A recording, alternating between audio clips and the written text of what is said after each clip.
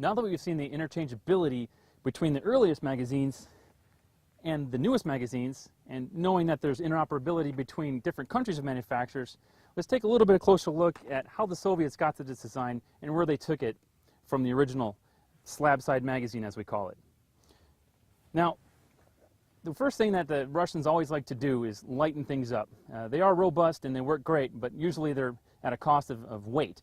And so this first magazine with 30 rounds in it, is a considerable amount of weight for a soldier to carry. So obviously the next thing to do is to thin up the metal, but when you do that, you have to reinforce it. So the next magazine that you might find in the lineage of the AK design is this ribbed magazine, and we see a much lighter design with reinforcement ribs on it, but still maintains the integrity and durability and reliability of the AK mag. Following this, took it one step further and went to a thermoplastic magazine made from AG4. This magazine here is even lighter and just as durable, but it's made from a thermoplastic magazine material that was used on millions of magazines, and these are still in circulation today as well.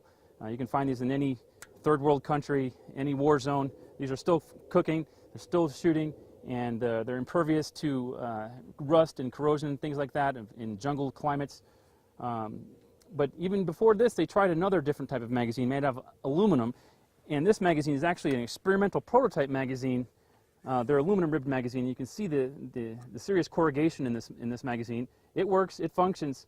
Problem being is that if it does get a dent, the aluminum doesn't spring back. So you've got a magazine that could potentially get jammed or clogged. These magazines did make it into circulation, however, and once Mikhail Timofeyevich Kalashnikov was asked about these magazines, and he had thought they'd all been destroyed, but apparently his Mother Russia government had sent them off to third world countries to be used, and they turn up every now and then as collector pieces in the United States.